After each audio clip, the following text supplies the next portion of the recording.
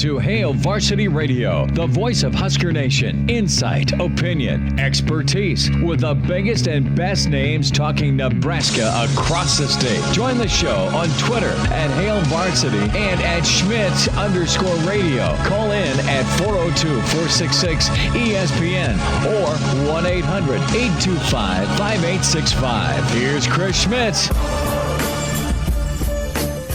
Welcome back after how long away? I think 10 days away. We are back. It is Hail Varsity Radio presented by the Nebraska Lottery. Elijah Herbel sitting in for Chris Schmidt today as Chris still down in warm and sunny Arizona. As Nebraska looking outside here, we still have snow, I think a little above freezing today. Still a cold one here in Nebraska as we recover from the New Year's holiday, getting you back to start off the new year. The first show of the new year. It's Elijah Herbel alongside Will Wilson. We have a lot to get into today. But first, let me be probably the last person to wish you a happy new year. So we're now 3 days into the new year, and I hope you all had a happy holidays. I know I did. Got to spend it with family and friends, and got some much needed time off to enjoy the bowl season and get ready for 2022, which already feels weird to say. It feels like just yesterday it was 2019. But Will, good to see you today. Second time seeing you, as anyone who was listening to ESPN this morning heard us this morning on the morning hookup. Now Will Wilson and Elijah Herbel rocking it again this afternoon. Hail Varsity Radio. Will, good to see you. Hey, good afternoon. How's it been between the time since I saw you last? It's been good. So as we were talking about this morning, the end of my holiday season was just compromised a little bit as both of my roommates tested positive for COVID in the days after Christmas, and I ended up quarantining at home, and they're finishing up their quarantine now. I am fine. I've been keeping my distance from them the best I can, and I think I still have some natural immunity from whenever I caught COVID back in the fall, so I'm doing well. But I ended up playing the role of mom today, and I went and did all their grocery shopping for them and pick some stuff up for them. So that's what I did in between shows. That is really nice of you. You know, there's not a lot of roommates that would do that for their roommates, so I'm impressed. I am. It's funny. They both caught COVID, and they're the two people in the house who own the animals. So we have a dog and a cat at my house. Yep. I don't own either of them. It's the best of both worlds for me, where I get to spend my time with these animals. I don't have to pay for their food or their vet bills or anything like that. It's great. Yeah. But they both ran out of food on the same day, which was today. Oh, man. And neither of my roommates could go to the store considering they have COVID. So I've met those pets. They're very nice. The cat can be a bit mean sometimes. Oh, I like the cat. I like the cat. She's got a lot of personality. No, but so I ended up doing grocery shopping for both my roommates and my cat and my dog today. So good for you. It was my my brief stint into being a mother. Yeah, well, or a father. You're not gonna. Yes, good point. Good point. So yeah, very good. Good Christmas though. Christmas was good. Yes, how was yours? It was fine. Yeah, no complaints. Nothing too much. Look, I wish it was 85 degrees and sunny, but hey, you gotta take what you can get on Christmas. And I think we got 60 degrees on Christmas Eve. So I tell you what, you don't know any good chiropractors at the moment, do you? No. If you find a good one, let them know, because I could use them too. I don't know. I'm telling you right now, your back may be hurting, but mine is not doing well right now. Yeah, not well at all. And can you explain the story behind that?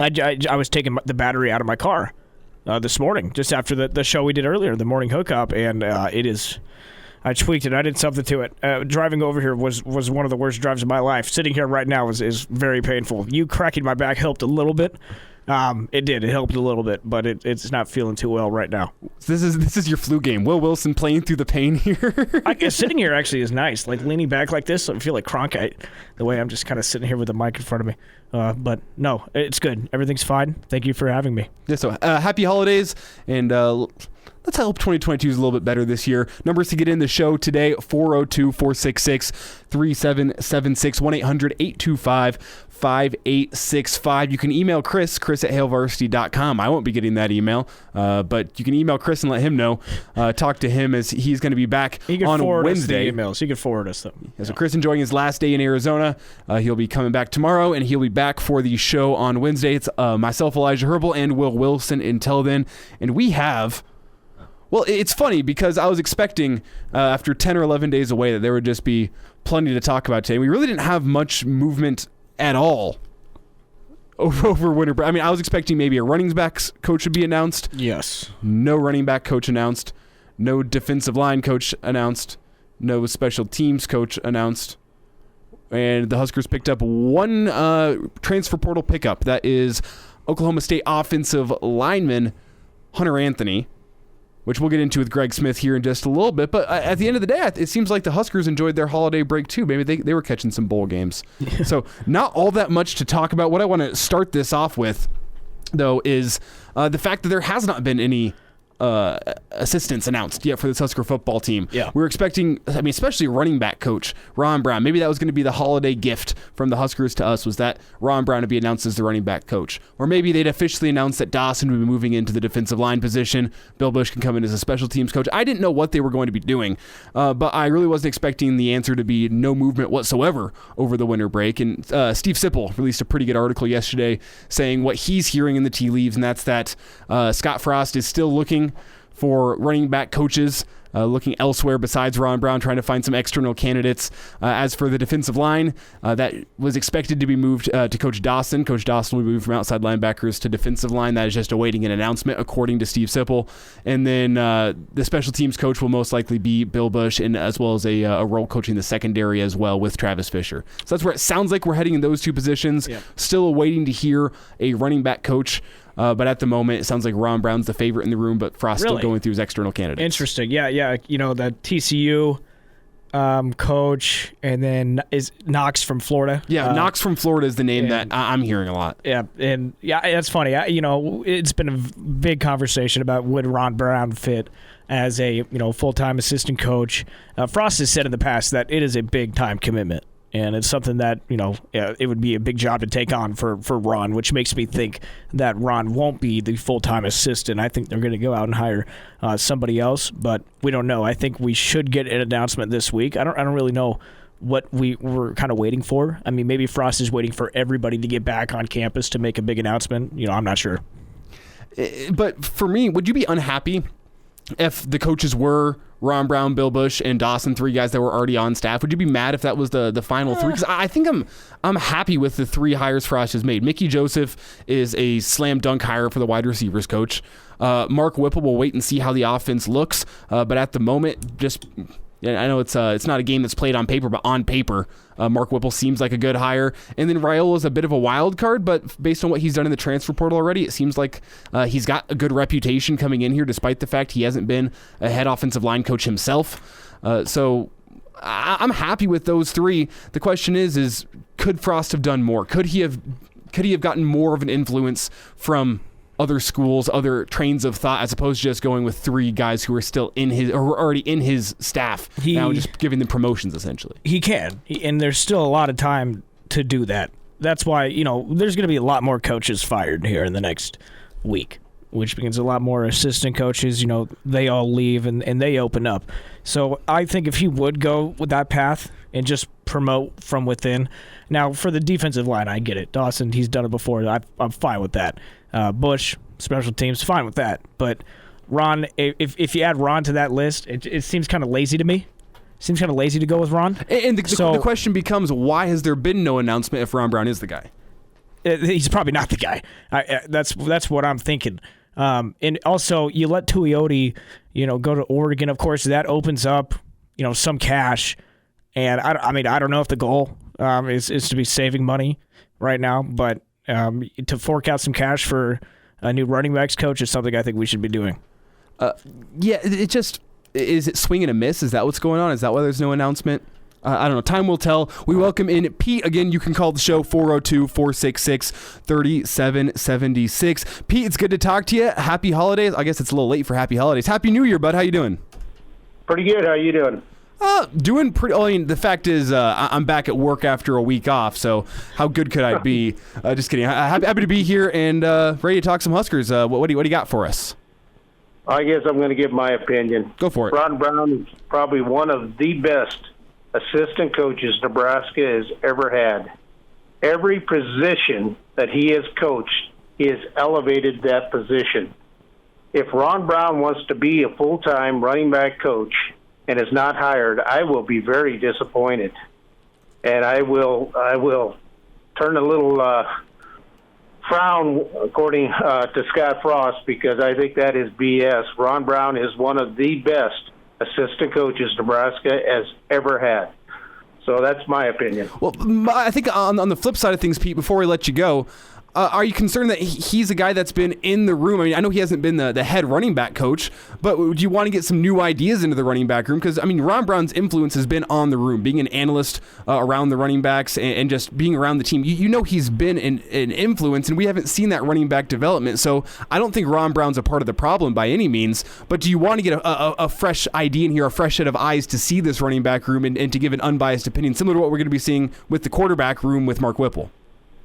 Well, I think Ron Brown kind of proved himself at the running back coach when we had Rex Burkhead in that group. He took Abdullah and Burkhead and made them professional football players. I think he's proven that he's a very good running back coach. He's a very good tight end coach. He's a very good wide receiver coach. Ron Brown believes in physicality in practice, and he will get the most out of any running back on the Nebraska football team. He is a proven commodity and a very good person and a very good person for the University of Nebraska and for the football players. That's my opinion. Pete, thanks for the call today. Have a happy new year, and hope to talk to you again soon, all right? You too. And, Pete's not the first person I've heard say that. I've heard several people. I know you have too, Elijah. There's a lot of people who love Ron Brown and think he's a great coach, and I don't think you and I were sitting here saying that he's not. There's a reason that he's been in football this long. He knows what he's doing. He knows the game.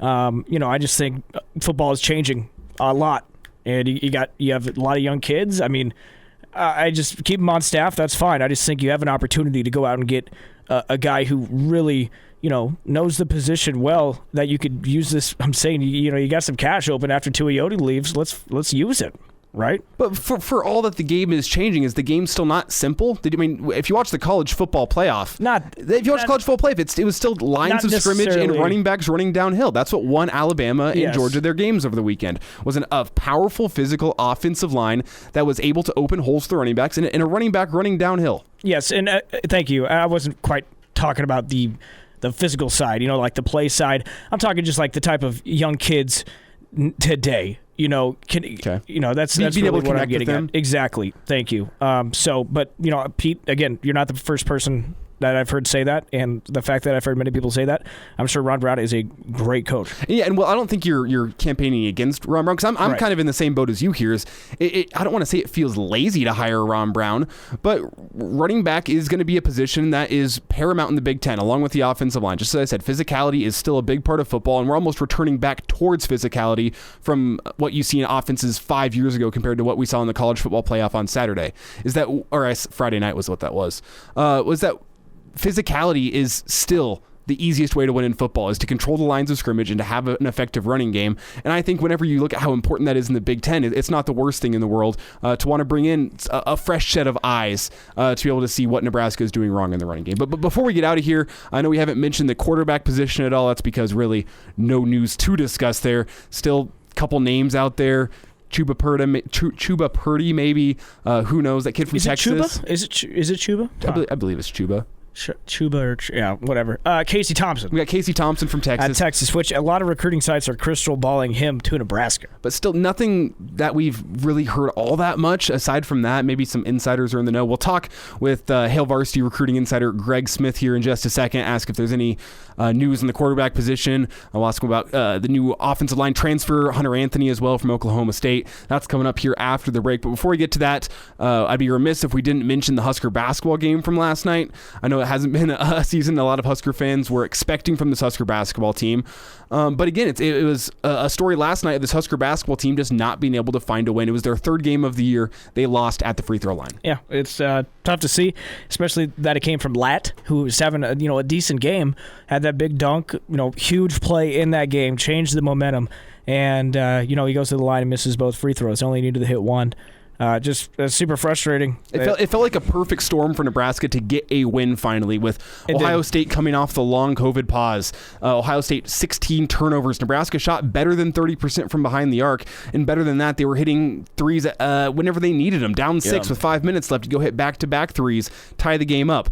They were hitting threes timely. They were hitting them at a decent clip. They only had 8 turnovers compared to Ohio State's 16. They did everything they needed to do They even outshot Ohio State at the free throw line. You can be a little mad about the free throws getting out-rebounded by 8, but that's closer they've been in a lot of games. They did everything that you thought they needed to do. They checked the boxes of what they needed to do to win, and Nebraska still comes up short. Yep, and you and I said this earlier, and I think a lot of people agree. When we hit overtime, when we knew that game was going to overtime, we all had a very bad feeling. I was about ready to flip it back to Sunday Night Football. Yep, I think a lot of people did, and we were right. I don't want to say they collapsed, but Ohio State came out very hot in overtime. They made first. It was all momentum. After those 2 missed free throws, I mean, even when Ohio State hit that 3-pointer, I was sitting there. They were down 5 and they're down 3 now, or down 2 with 30 seconds left, and you go, oh. You just did not have a good feeling. Yeah, that sinking feeling of, okay, now we got to go to the line and knock down our free throws. I don't like the odds of that. And then once you miss 2, I almost booked it as a loss once we missed 2. Sinking, yes, it was very sinking, but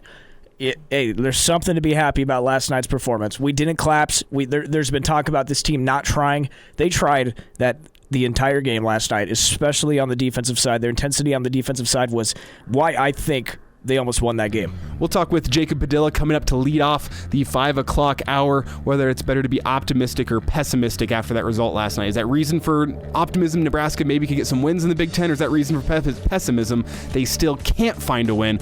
We'll get into that with Jacob Padilla coming up at 5 o'clock. Coming up after the break, though, Hail Varsity recruiting insider Greg Smith will discuss Oklahoma State transfer Hunter Anthony, the quarterback position, and maybe some college football playoff too. That's all coming up after the break. Hail Varsity Radio, presented by the Nebraska Lottery. And we're back Fellas, think we could listen to the radio lesson? on Hail Varsity Radio, presented by the Nebraska Lottery. Yes! That's awesome! Back in on a Monday New Year edition, Hail Varsity Radio, presented by the Nebraska Lottery. Elijah Herbel and Will Wilson taking you through today. And Will Wilson, I told you in the first segment, he's playing through the pain today. He was listed as day-to-day with back tightness. Decided to play through the pain as we're here in the stretch run. The playoffs starting here in the NFL. Will Wilson playing through the pain. He is shaking his head at me. Well, you know what's funny is earlier I was talking about with you, we're 23, 22. We don't need to worry about our bodies and our health yet. And then you're breaking down. I jinxed it. It's happening. That's the age we're getting to. We're now changing a car battery is going to leave us sore for 3 days. Jeez. Getting old is terrible. Stop. We'll bring in Greg Smith. Greg, tell me, is that something I should expect to see? I know I'm probably even younger than some of the listener base for this show, but should I expect to see that moving forward? Just random day-to-day tasks are going to leave me sore for days? 100%, and not only a random day-to-day task going to leave you sore for days, you're going to get out of bed one day and you're going to pull a calf muscle. It's going to happen, and I'm looking forward to the day that it happens, because you guys are 22 and 23 complaining about getting old and back spasms. Hey, you got to play through the pain, man. Yeah, I know. Well, I even go to the basketball court, or go play some racquetball. The sports I see old men playing and doing well, I'm I don't know how they're doing this, because my knees sore after playing for 15 minutes, and they're out there playing for an hour and a half and back the next day. Yeah, I mean, sometimes that old man strength kicks in, it's the old man savviness. Well, Greg, before we get into some recruiting news, some Husker coaching staff news, I got to ask you, how was the New Year's celebration? Did you ring it in the right way? The New Year's celebration was good. I was at a wedding, so that's always fun. Excellent food and drinks. Good time was had by all. But, yeah, we definitely had a good time and rang it in the right way. Did they throw you on the grill instead of any catering? Did you hit it with the Greg Smith special? No. I think the catering was better than the Greg Smith special. In this case, I'll give it to them on this one. But I could have held my own if I needed to. Well, Greg, I know it's been a week and a half off, and we've all enjoyed the time off, but it almost felt like just the Husker news cycle took a week and a half off, too, because there really hasn't been much news on the recruiting front, aside from Oklahoma State transfer Hunter Anthony.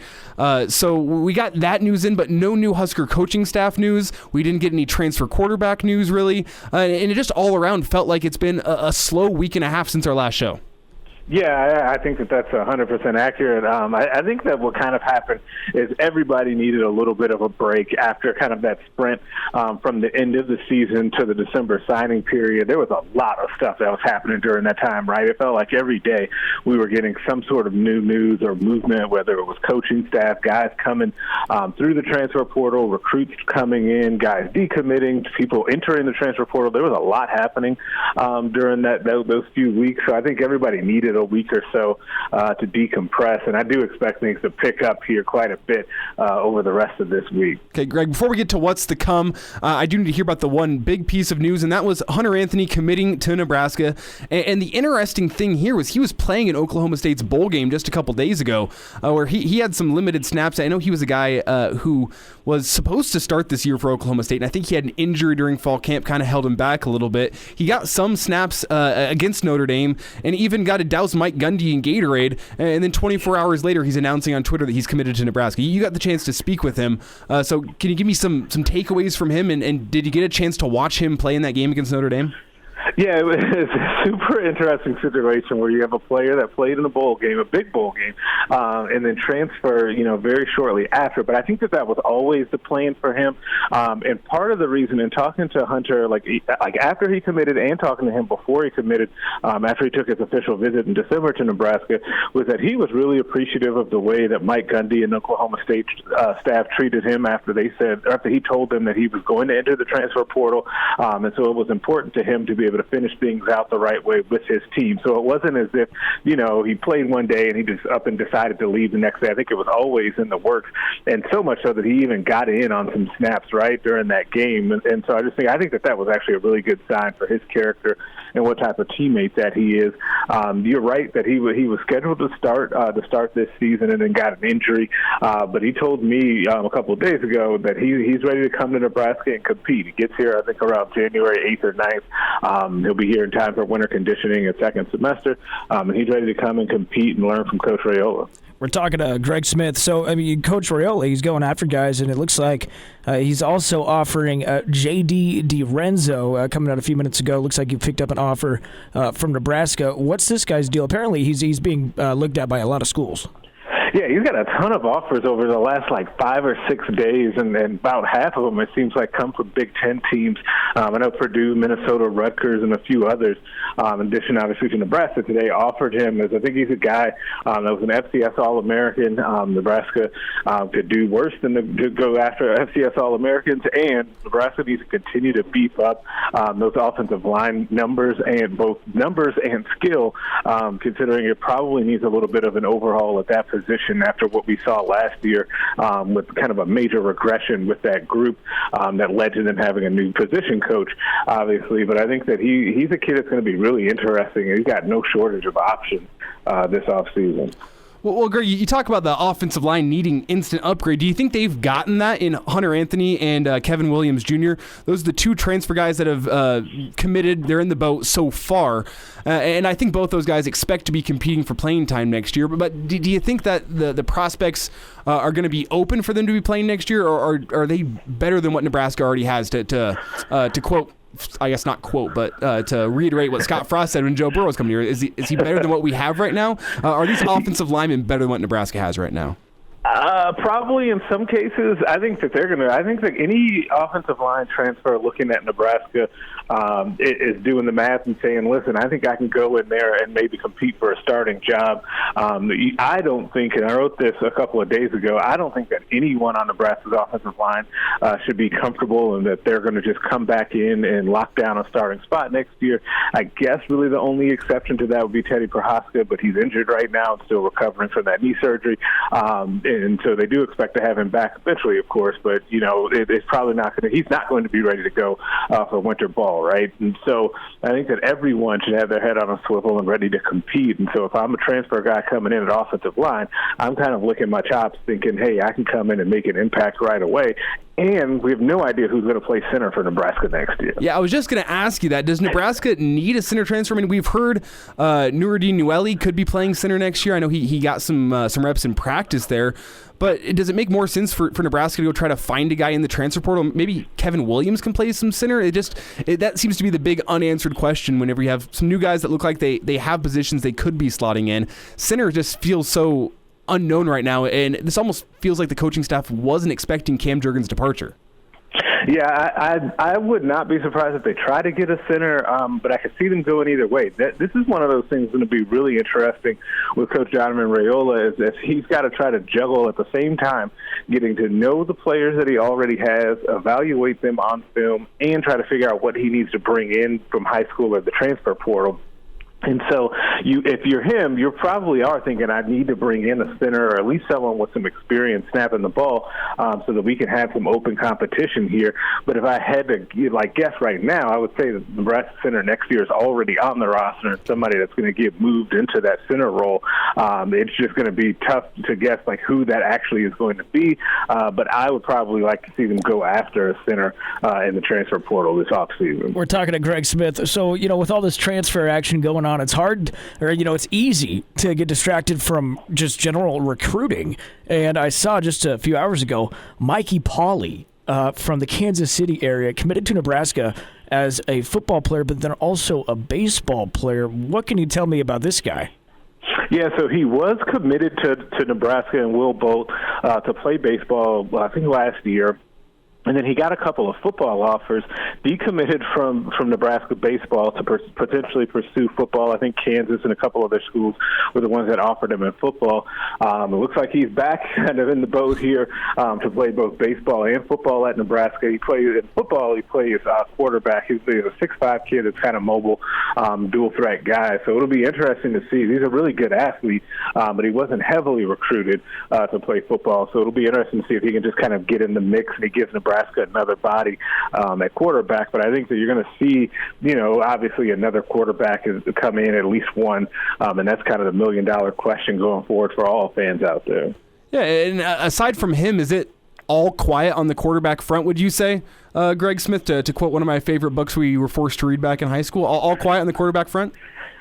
I think it's quiet right now. I don't expect that it stays quiet for very long. I would be surprised if Nebraska makes it to that January 14th date, which is the day where you can first have official visits again, without having the quarterback in the boat. It just feels like it's going to get wrapped up before a guy is able to come for an official visit. But that being said, as we just saw with the Caleb Williams news, dominoes continue to fall and new guys come available. And it's not just that, hey, Nebraska can go get Caleb Williams. They're not going to be able to get him, let's be honest. But what that does is that makes a domino effect of maybe a guy that Nebraska was looking at potentially now looks at Oklahoma, and then kind of things slide down from there to kind of mess up Nebraska's original plans. Yeah, Greg, you're right with these dominoes still falling, and some of the dominoes that are yet to fall still for Nebraska are some coaching positions. We have Ron Brown maybe going to be announced as the running back coach. Maybe they're going to be looking out of the school, out of Scott Frost's own staff. So we're unsure there, but it sounds like Dawson going to slot in as the defensive line coach, and Bill Bush maybe getting a spot in the secondary in addition to being a special teams coach. Not much news on the coaches front, but maybe feels like we're getting closer to a decision. Yeah, I feel very good about Mike Dawson taking kind of a defensive front position. He was already coaching, I think, the field, if I'm correct on the actual positions, outside linebackers, and Eric Chenander was coaching the guys like JoJo in that nickel spot, so I would expect that to stay in that way, and then Dawson to take over the defensive line, and it won't be all that much of a change because Dawson coached the defensive line when he first came to Nebraska. I do think that Bill Bush will end up as the special teams coach. They like having him on staff. He did a good job of bringing in those specialists that have come over on scholarship in the portal this offseason. I'm curious on what happens with that running back position. If it were me, I would not just hand the job to Ron Brown without doing kind of a thorough search of outside guys that could maybe get you a little more juice on the recruiting trail, because I think that you have an opportunity, if you're Scott Frost, to take a big swing and see what kind of a running back that guy could bring with him, the same way that Mickey Joseph was able to bring a 4-star guy or a high 3-star guy like Dakotas Crawford in at wide receiver. You're not getting that with Ron Brown. You might get that with someone outside the program. So I would look strong and hard with that. You can find him on Twitter at Greg Smith HV. He's Hail Varsity's recruiting insider. Greg, appreciate finally getting a chance to talk to you. A lot of thoughts over 10 days being able to be thought out here. So, Greg, thanks for joining us today, and have the happiest 2022. Hey, Happy New Year. Nurse that back injury, man. You got it, man. And now, back to Hail Varsity Radio. A happy new year to you and yours. It's Hail Varsity Radio, presented by the Nebraska Lottery, our first show of 2022, and our first show after a long pause as we were playing bowl games here for our local listeners on ESPN. Lincoln Hail Varsity Radio is back, though. It's Elijah Herbel alongside Will Wilson. Find us on Twitter at Herbal Essences for myself and at Willie on the radio for Will, and you can tweet at us, give us your thoughts. That's the best way to get connected with us today. So we have a tweet in from Dan, and Dan says, if Will's serious, a good buddy of mine is a chiropractor. Will. Okay. Thank you, Dan. And yes, I am serious. It does hurt, but kind of sitting here leaning back and not moving, it feels fine. So I'm able to do this. I feel fine right now, but when I get up and walk around, it's not good. It's not good. It's a true professional right there. Yeah. No, he's found his limitations. It's like a quarterback that's hurt like a finger on their pinky, and like they change their throwing motion a little bit to hide the pinky injury, or like a basketball player who changes their jump shot a little bit because their ankles hurt, and they want to land on the left instead of the right. It's Will sitting here doing his radio instead of standing and walking around as he usually does his radio. It's I'm in disguise. You're right. I'm in disguise. So, Will, I guess the big story in sports from this weekend, aside from Antonio Brown walking out on the Buccaneers, we'll get into that a little bit next hour, was the college football playoff, and less excitement about the college football playoff and more disappointment that it's yet another college football playoff championship game between Georgia and Alabama, as Alabama took down Cincinnati and Georgia took down Michigan in commanding fashion. I think both these teams are the betting favorites. This was the odds-on favorite to be the national championship. Yeah. I think a lot of people are still disappointed that the college football playoff is still this predictable. Well, and I think a lot of people thought Michigan would give Georgia a run. Cincinnati going undefeated. I guess some people thought they would maybe give Alabama a run. And Cincinnati, I think, matched up better with Bama than the final score would indicate. It was a game that was, I think that the talent differential was smaller than the 28-point lead or the 28-point win that Alabama ended up getting. It wasn't that. Like the talent gap wasn't that huge.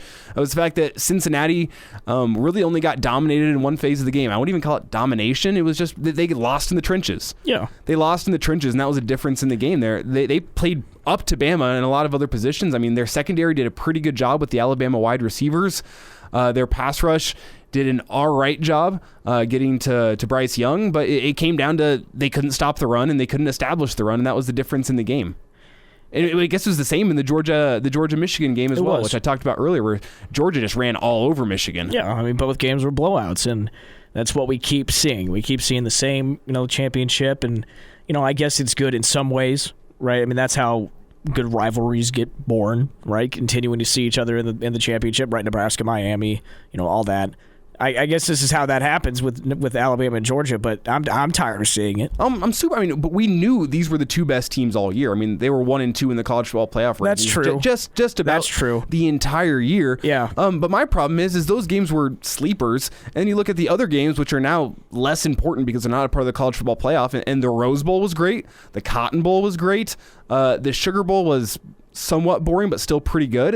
There were other good games, and I don't understand why those teams don't get a shot at the college football playoff. Not to get on my... that's evidence that the expansion would work. If they want to get more eyes and make more money, that would work. He said it. All of these games were really good, and if that's part of the playoff, I'm watching every single time. Right now, I don't even really want to watch these. I didn't even watch the first games, all of them. I didn't. Are you planning on... I assume... we're working in sports talk radio here. We're probably going to have to watch the national championship game so we can talk about it. Well, it's going to be a good game, and that's why I can't be too mad. It's because we're getting the best teams. Yeah. We're getting the best two teams in the championship. That should be the goal.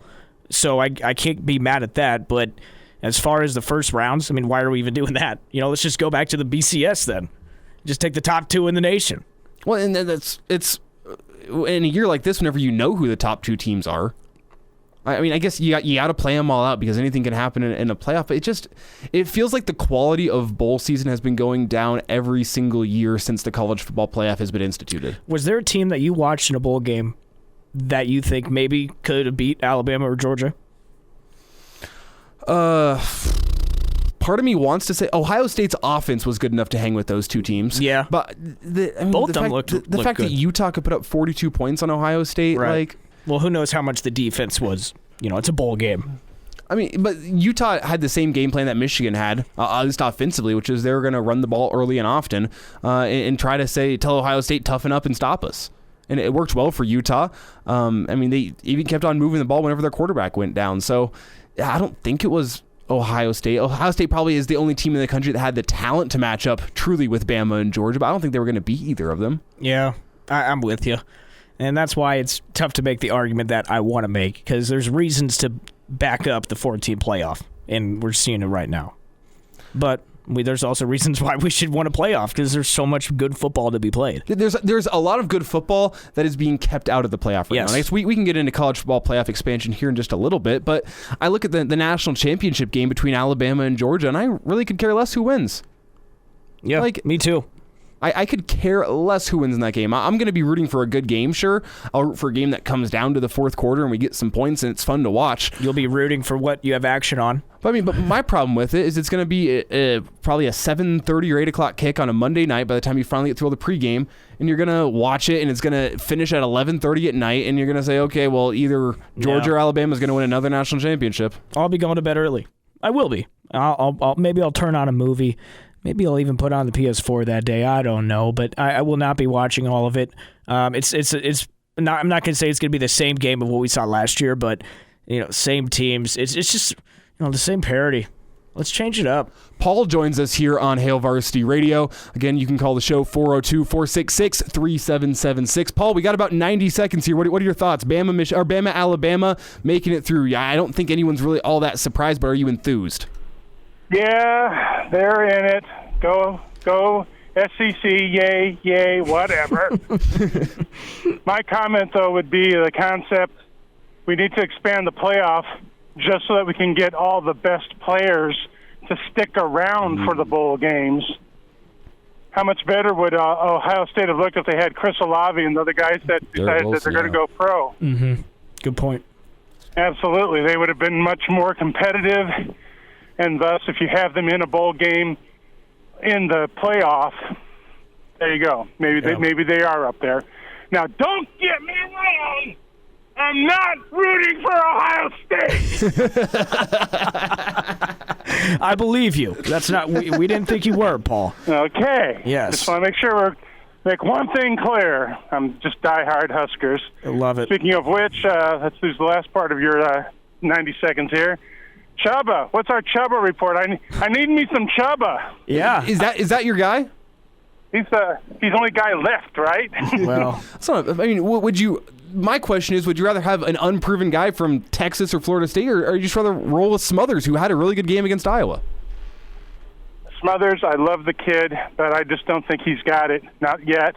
Mm-hmm. I think Harburg's got a better chance of turning us around than Smothers does. Okay.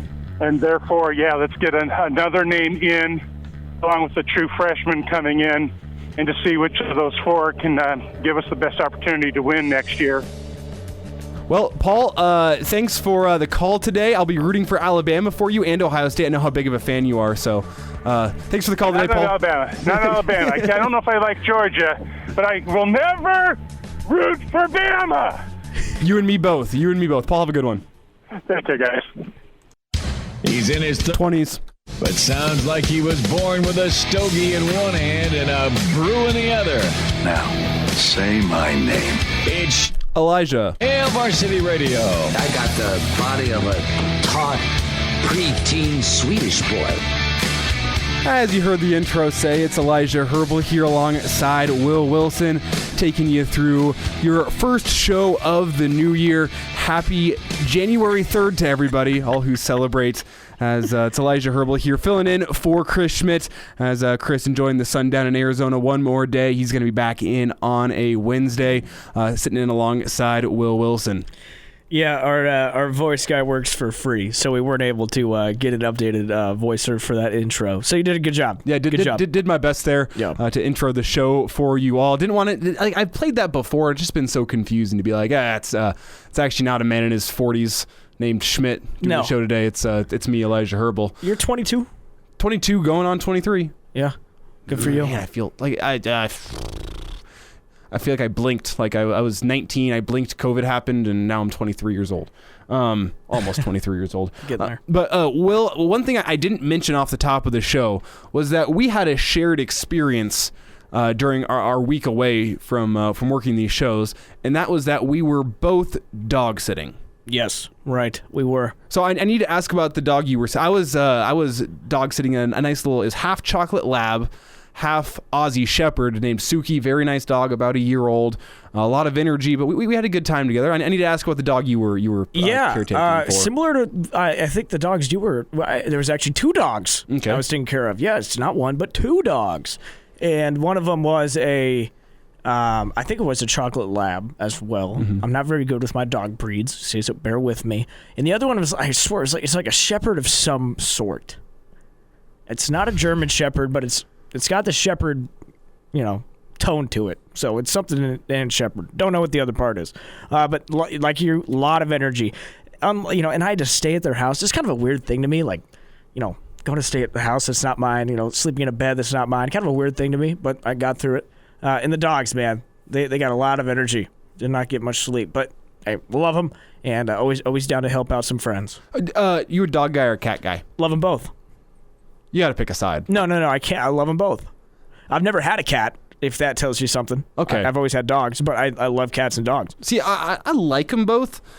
Objectively, like if I was sharing my house, it kind of depends like on the situation. If I'm just sharing my house with a roommate, I'd pick a cat as a roommate, not a dog as a roommate, but like for the companionship, for having a friend, I'm going to pick the dog all day. Mm-hmm. Like I can talk to my cat, and it's not the same as talking to my dog. Yeah, dogs are good friends. I can have a good conversation with the dog. Like the cat just feels like they don't care. They walk away from you. Yeah. They'll flick their tail at you and be like, "Shut up." Yeah, but my dog is kind of ornery sometimes. You'll call his name and he'll walk away. It happens. Dogs and cats are they can be stubborn. Stubborn. Objectively speaking, cats are cuter to look at, but dogs are just better. Yeah, but there's some cute dogs out there, though. There are some really cute dogs. There's some cute dogs. No, and I want a cat someday because, they kill the mice. They keep the mice out of your house, and I don't like mice. Now, by the way, don't like snakes either. If you have a snake as a pet, I think you're insane. There he is, Will Wilson, as you now know our preferences on pets. If anyone cared, you now know our preferences on pets. So, Will, not a cat guy, not a dog guy. Likes them both. Me, I'll stick on the dog side, but yes, right. Don't hate cats.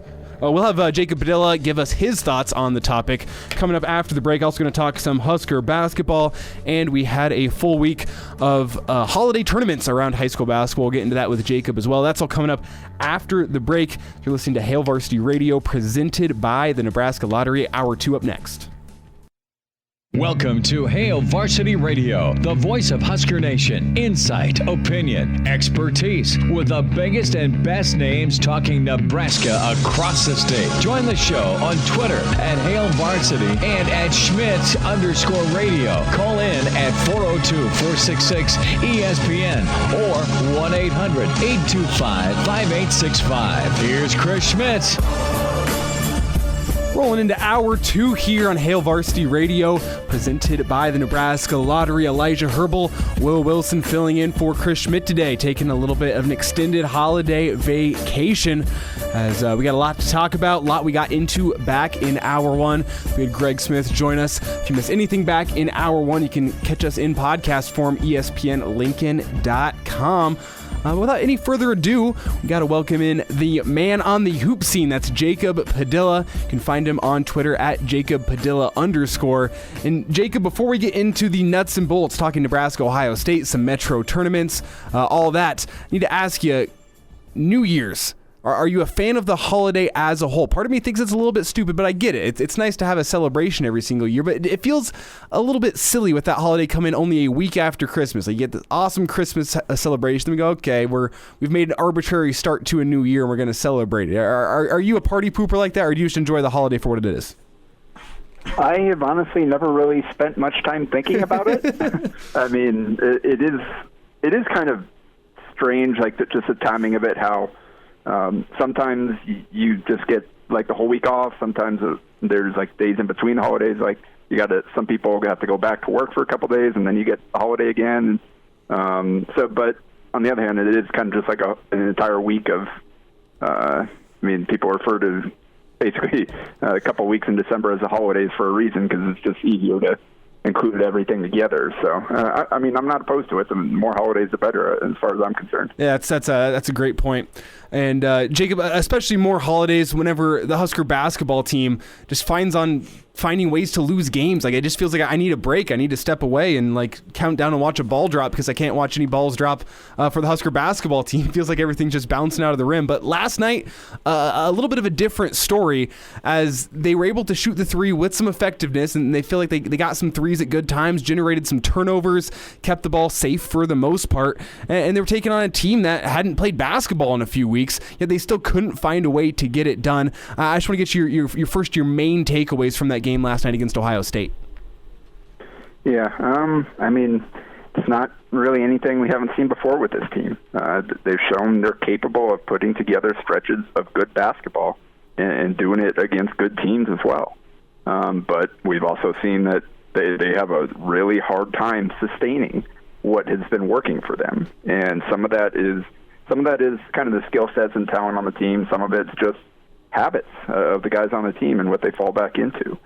And third time now that they've had a chance to win a game or to seal a game at the free throw line and haven't been able to do it.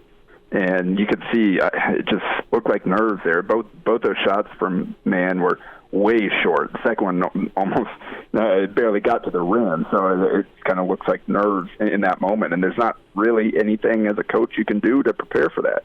I mean, guys just have to step up and make plays in those moments, and Nebraska just hasn't been able to do that. And we've seen, again, the bad habits.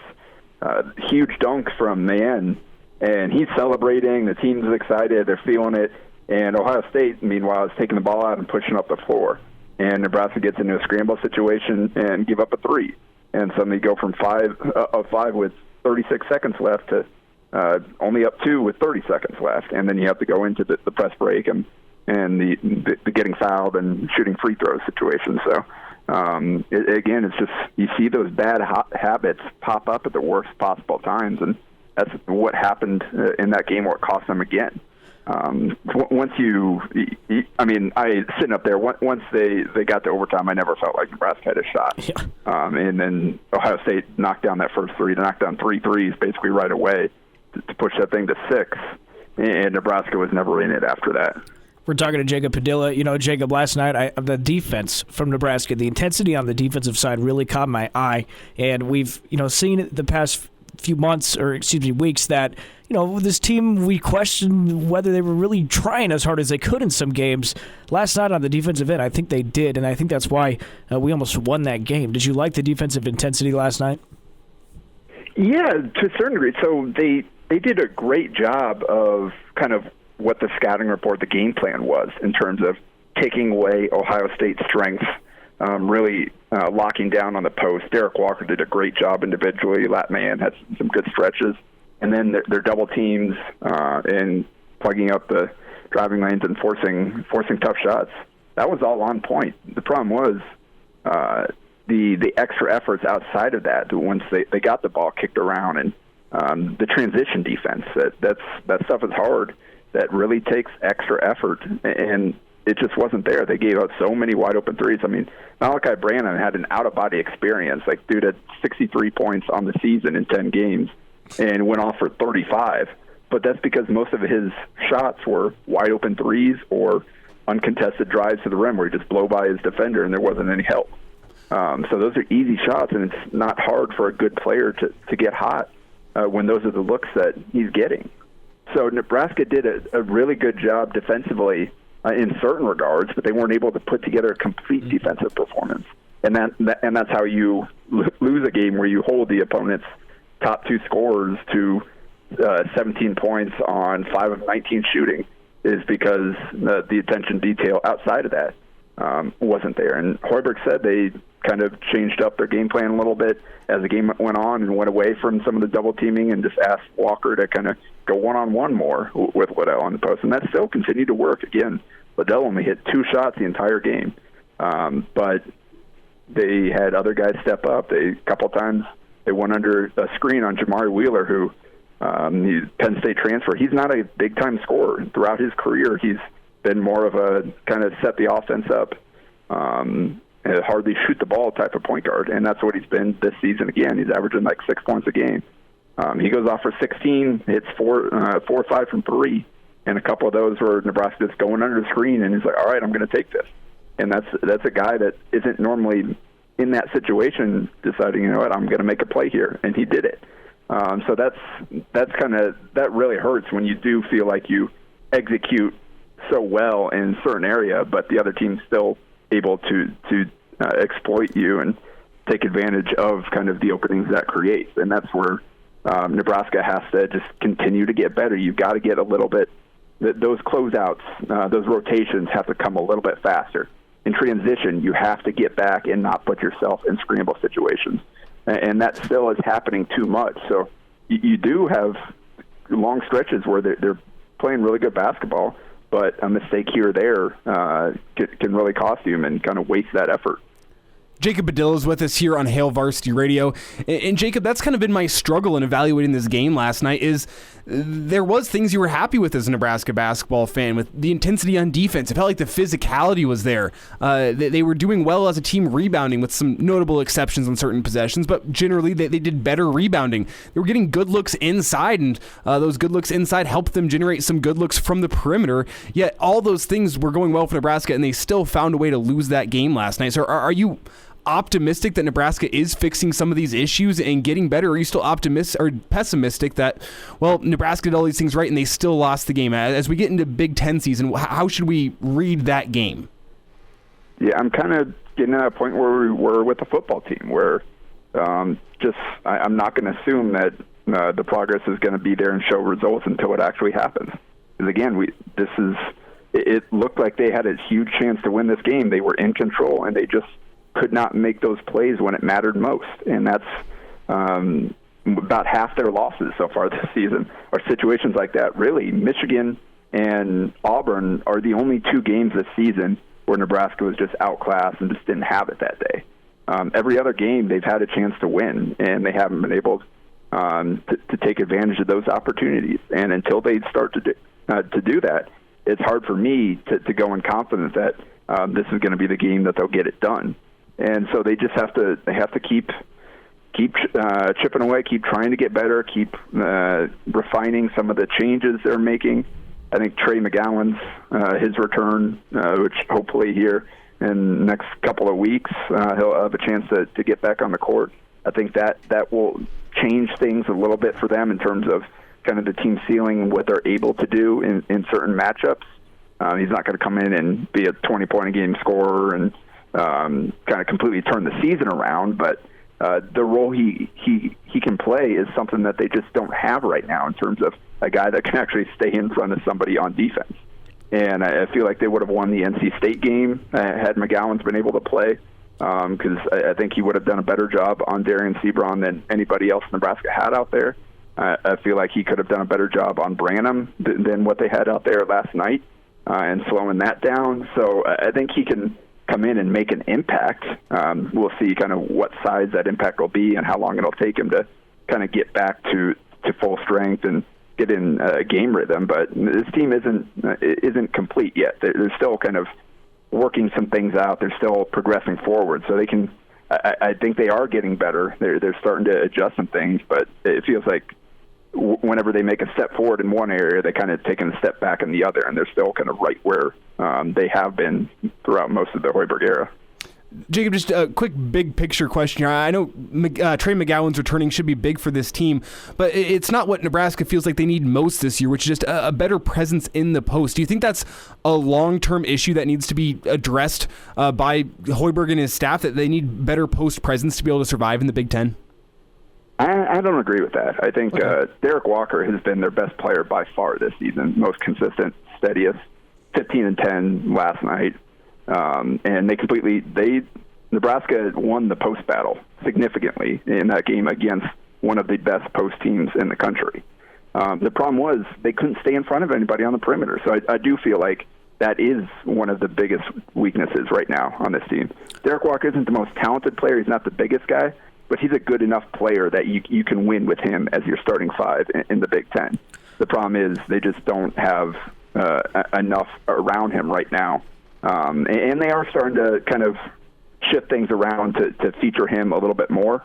Defensively, he's so valuable. He's always in the right spot. Like that charge he took on E.J. Liddell was a huge play, especially considering Walker had 3 fouls himself at that point. And then to go and draw Liddell's 4th foul with a great box out.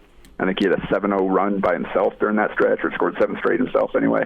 So I think Derek Walker is good enough. And they do have a guy that they're high on, and Blaze Cada coming in next year with true center size.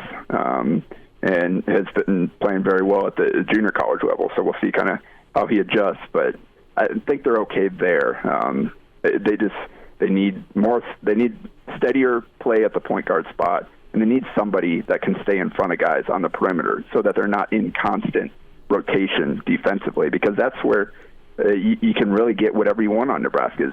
You swing the ball until you find a guy with that can get past his man, and then suddenly you got to double, you got to help, you got to rotate around, and Nebraska just hasn't been precise enough with those rotations. So I feel like McGowan's can impact the team in that area, but then again, he's only one guy, and everybody else is going to have to step up around him as well in that area. We're talking to Jacob Padilla. Jacob, also over the winter break, we had conference tournaments in high school, and I want to talk to you about the Metro tournament up in Omaha.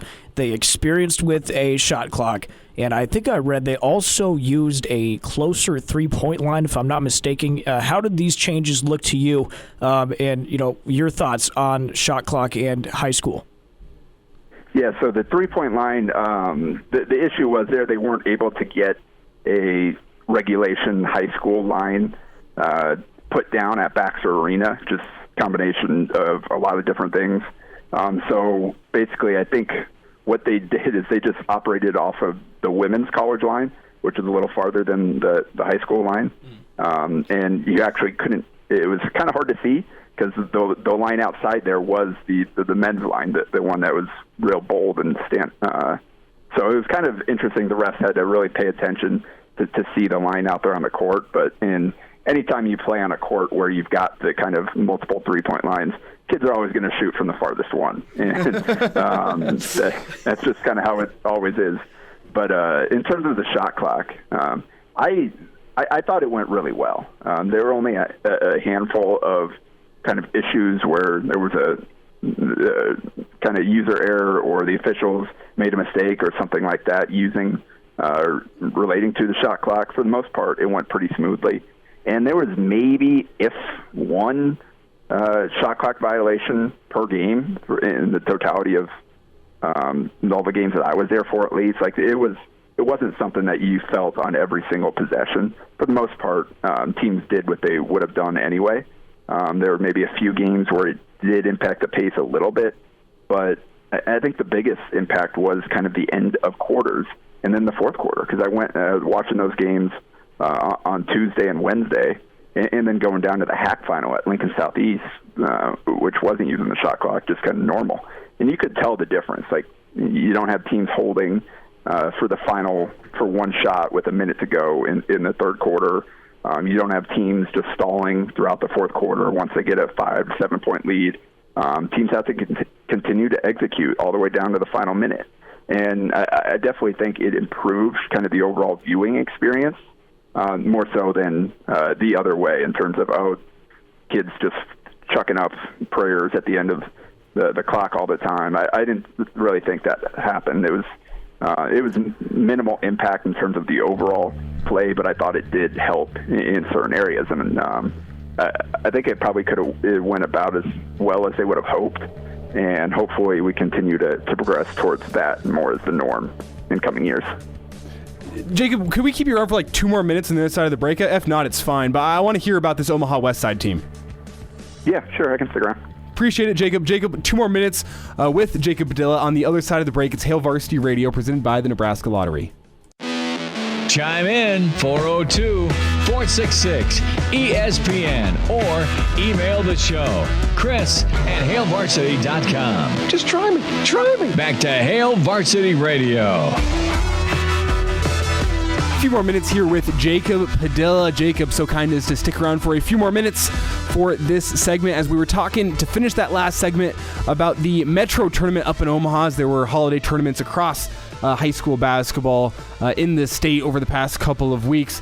Lincoln Northeast, that is, taking home the Heartland Athletic Conference championship, and Omaha Westside taking home the Metro Conference championship. Westside had a tough route to get through that conference championship as they beat the two top teams in the state from last year, Millard North and Bellevue West. Is that correct, Jacob? Yeah. It was a really strong run by Westside, and Westside had already faced Millard North earlier in the year, at second game of the season, actually. And Millard North won that by 13 and was kind of in control throughout that one.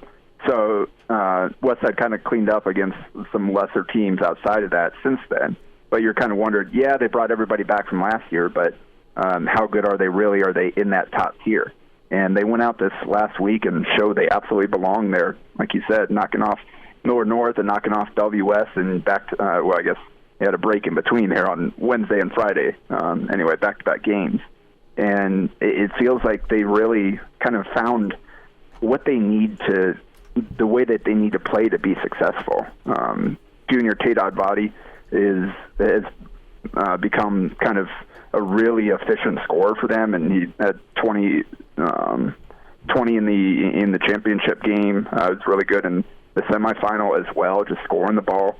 And then you've got guys like Chandler Meek stepping up in big moments and putting the team on his back for stretches. You've got hustle players like Reggie Thomas. You got Logan Wilson, who knocked down some big plays, or knocked down some big shots in the final and made a big impact defensively. So I feel like they kind of settled in on the way that they need to play, and it starts with their defensive intensity. They were in Bellevue West shorts from the opening jump and really making them work to get open throughout the game, and nothing they got came easily. And in the end, that ended up that was enough to kind of give Westside the edge in that one, because they're not the biggest. Wilson's about 6'5" or so, good shot blocker, but outside of him, basically they're playing a lot of guards. So they don't have a 6'8" shot blocker like William Kyle III for Bellevue West or Jason Green for Millard North. But the way they can kind of make up for that is just 1 through 5 really bringing the intensity defensively and getting up in people's faces. We're talking to Jacob Padilla. Jacob, thanks for your time. I just got to ask, as far as Lincoln teams go, I feel like Northeast has been one of the biggest surprises of the year. What do you like about the Rockets so far? Yeah, I thought they had a chance to be a pretty solid team this year. I didn't quite see this coming, but I was really impressed with what I saw from them in the HAC final against Lincoln Pius X. And the thing about Northeast is they basically they go 6-7 deep, and any one of those, especially the top 6, any one of those guys could lead them in scoring in any given game. And I think basically all 6 of them have so far this season. Christian Wins had a really good start to his season. G. Gatnor was their leader in the final with 19 points off the bench. They've got Porter Basil as a junior who hasn't quite got it going offensively so far this season, but he's been really good defensively, blocking shots, rebounding. Xander Beard is a really skilled scorer. Carlos Valdez is a physical kind of wing type. Jalen Lang is a kind of just solid player at the point, can finish well at the rim. So they don't have any superstars at this point, but they've got a lot of different guys that could make an impact on any given possession. And that's the way they win, just by doing it together on both ends of the floor. Last thought here, Jacob. Omaha has kind of dominated Lincoln in high school basketball over the past couple of years. Is there any team in Lincoln that you can see making a run in a state tournament this year, including that Northeast squad? I know they beat Pius in the championship game. Are those like the 2 teams from Lincoln that have a chance at giving some Omaha teams a run for their money this year? I think Lincoln Southwest is probably in that mix as well. Okay. Northeast kind of surprised everybody, knocking them off in the HAC semis. But that's still a good team with a lot of quality pieces. I think their upside is still there. They've got some young guys that I think will get better as the season goes on. You've got a talented point guard in Ryland Smith, a veteran kind of do-it-all guy, and Ben Hunziker, and then some size on the inside as well. So I think Lincoln Southwest belongs in that mix as well. I don't know that any of those Lincoln teams that I put in that top tier with Westside and Miller North and Bellevue West, but I think you start looking at, you get down to the 4, 5, 6 range, you could see a Northeast, you could see a Southwest kind of right in that mix with teams like Omaha Central and Creighton Prep and teams like that. You can find him on Twitter at Jacob Padilla _. It's where you get the hookup on Husker hoops, high school hoops. Jacob is the man on the hardwood. Jacob, appreciate you taking a couple extra minutes here into this second segment of Hour 2, and have a lovely rest of your new year. Same to you guys. Thanks, Jacob.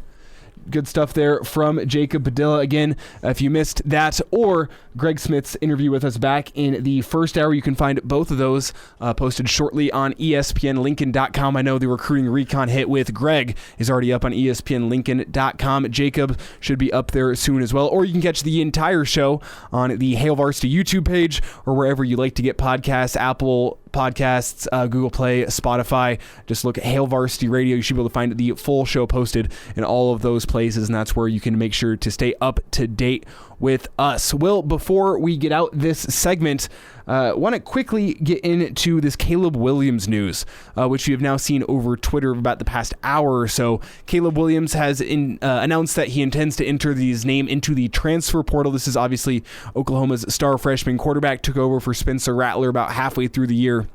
And really, by all accounts, outplayed Spencer Rattler, led Oklahoma to a bowl game win over Oregon, now only a couple days later, entering his name into the transfer portal, but he made it very clear in his post that he will be considering over the next couple days returning back to Oklahoma, but for now he wants to see how his options stack up, seeing who's going to be contacting him in the transfer portal.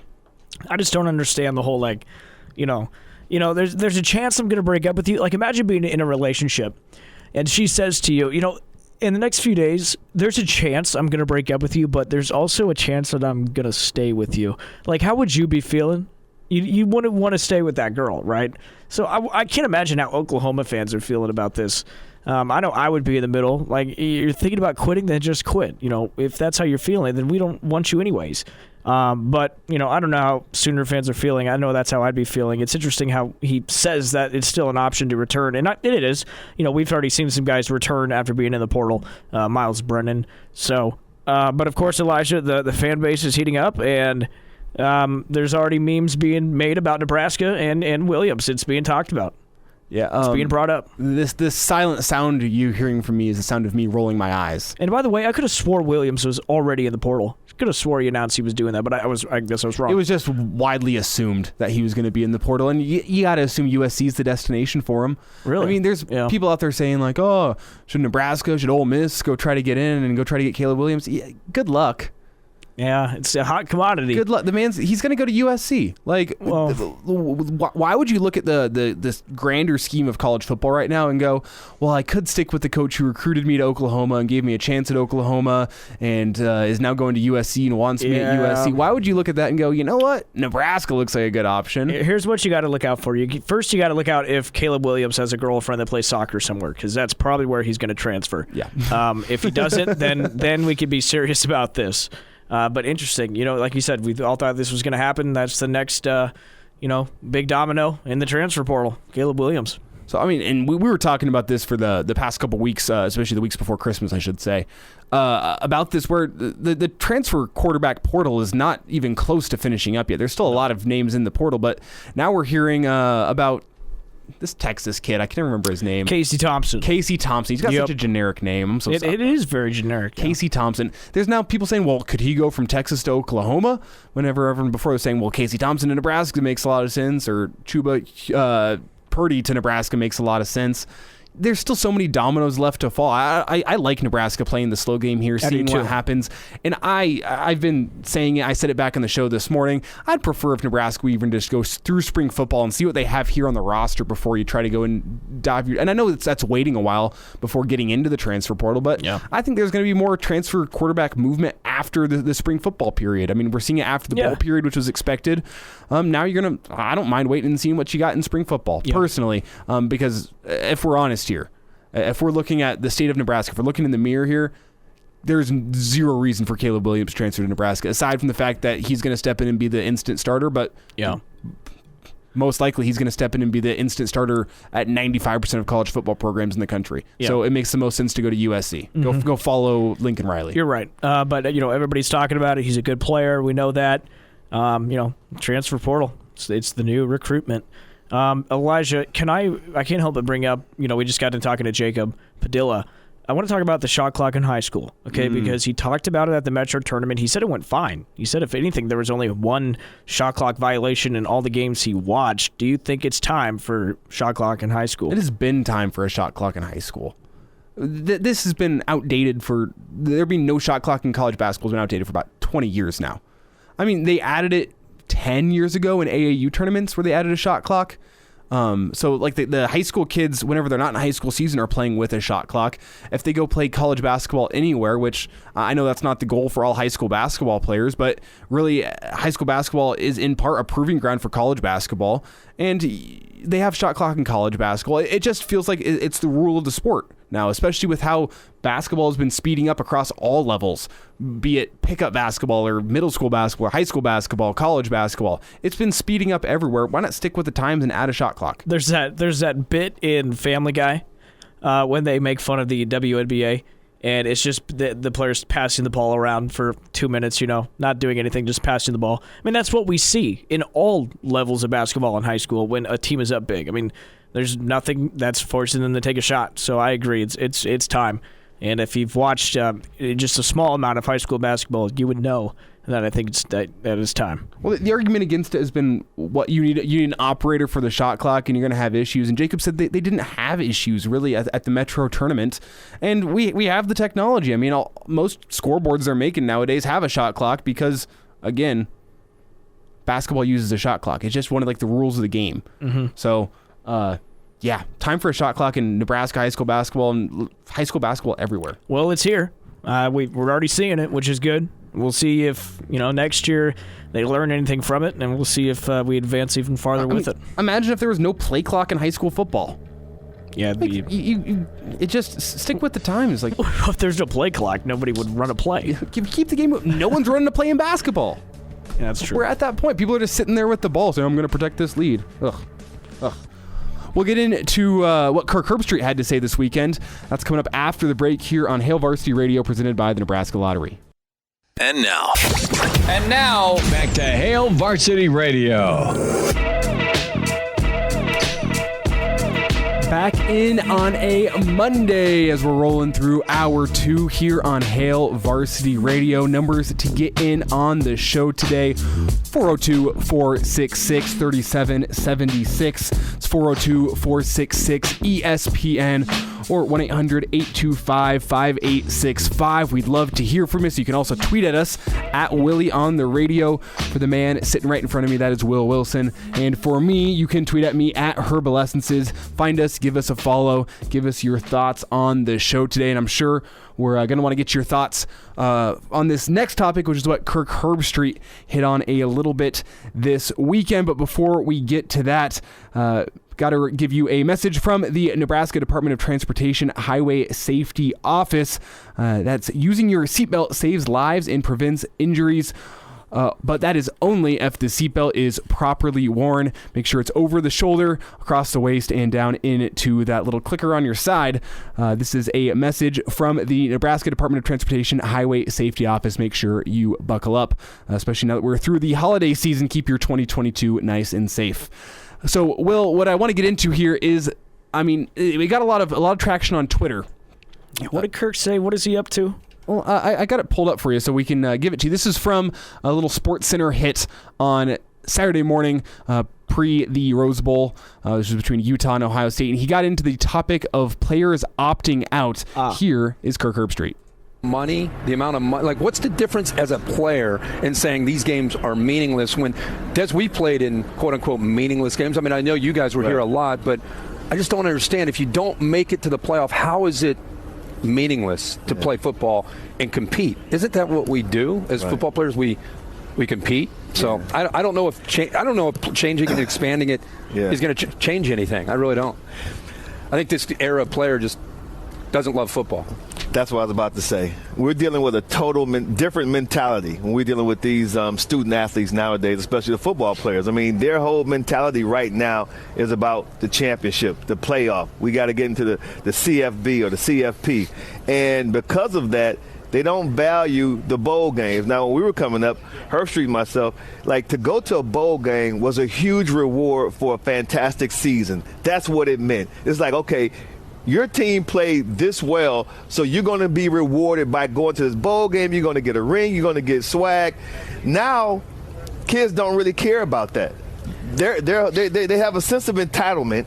And it's like, if we're not going to the one that matters, then, it just doesn't have as much value to them as it did us growing up. So there we have Kirk Herbstreit and some from Desmond Howard, too, saying this generation of player is entitled. It's not the same player who used to love football back in the 90s.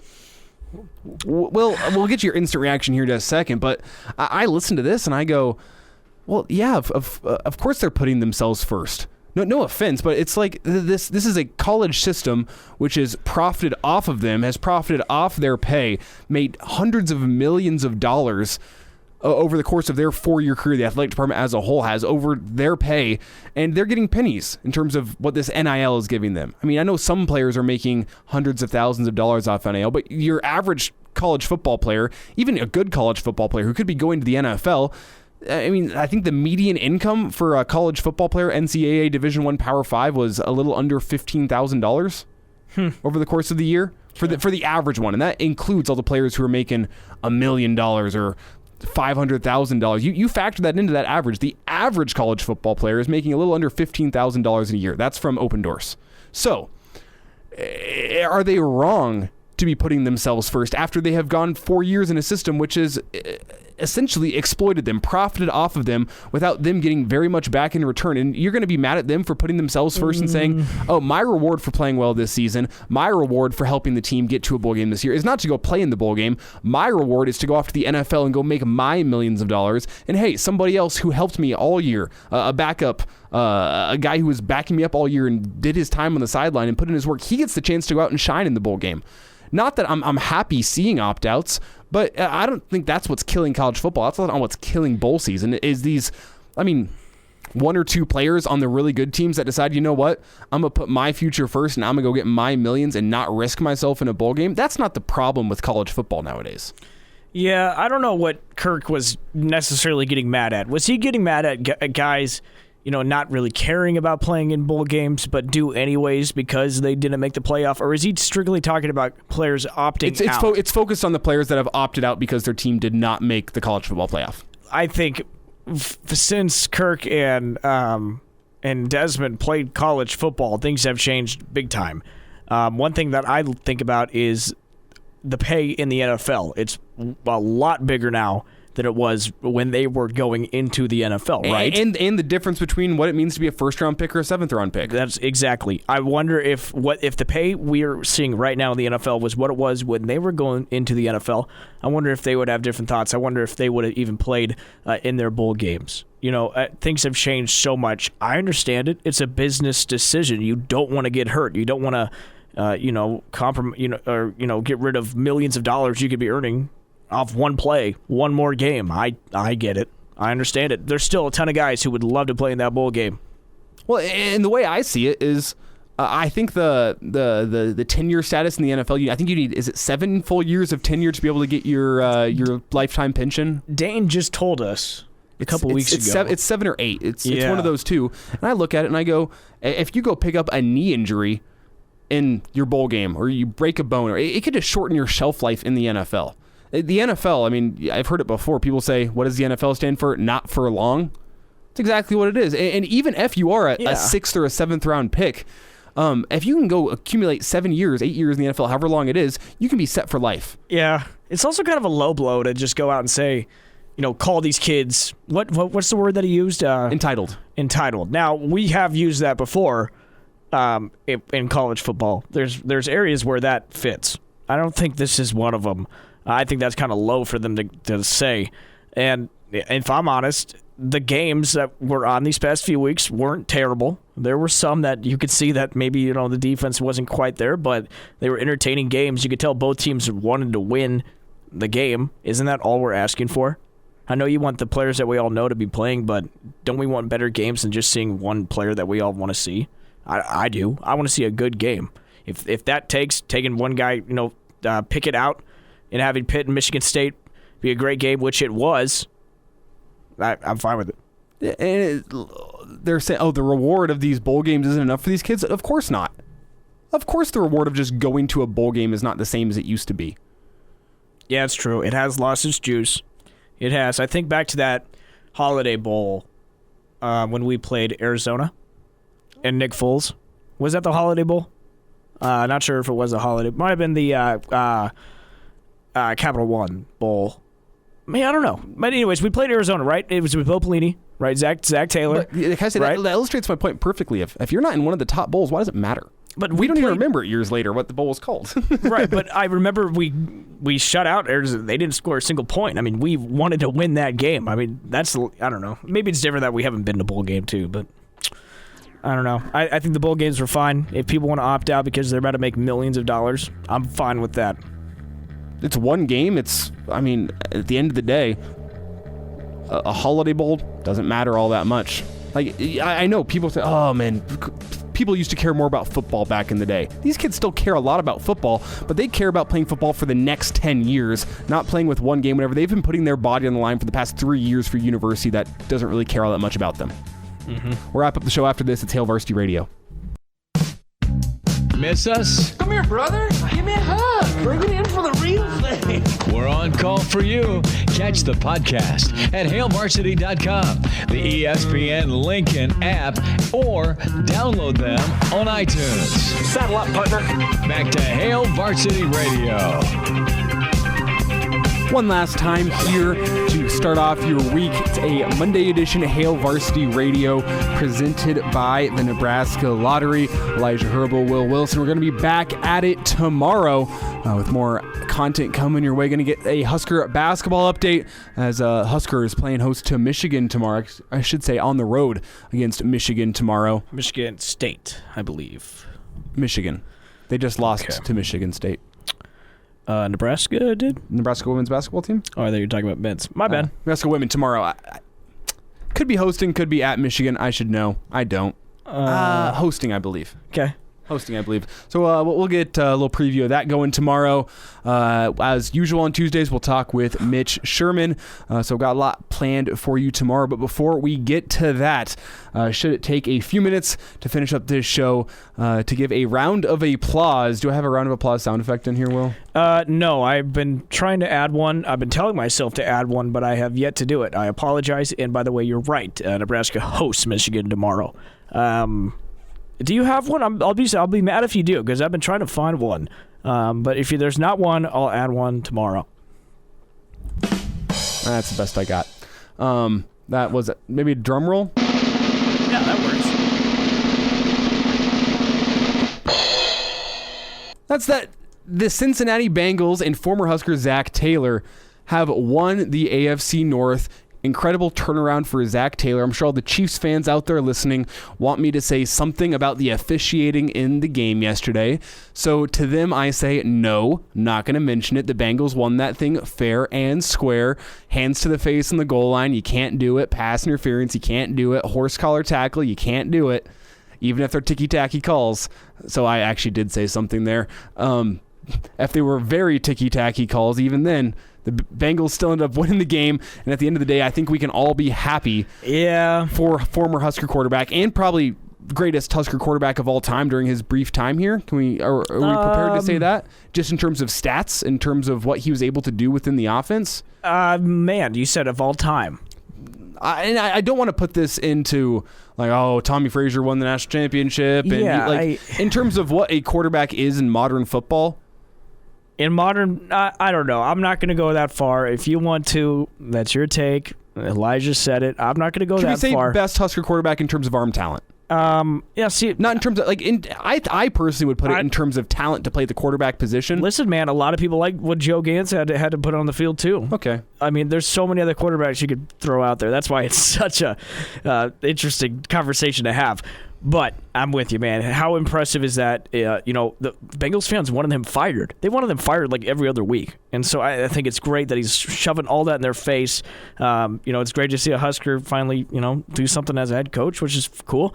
Yeah, very cool. In the star power they have moving forward in Cincinnati, when you look at Joe Burrow throwing the ball to T. Higgins, who's great, and Jamar Chase, who was great, and people were mad saying, oh, the Bengals should have drafted an offensive lineman instead of Jamar Chase. Well, guess what? You were all wrong. The Bengals were right. They have the most high-powered offense in football right now. And by the way, going back to what the Chiefs fans, about the officiating, I will say, offensive receivers, they can get away with anything. Yes. They get away with murder. But if I get to watch Jamar Chase go for 300 yards, I'm cool with it. That's true. He held the game. I'm not that cool with it. But good for the Bengals. Good for Zach Taylor. Congratulations out to him. We'll be back tomorrow. Will Wilson and myself. Tuesday edition, Hail Varsity Radio, 4 to 6. Join us tomorrow.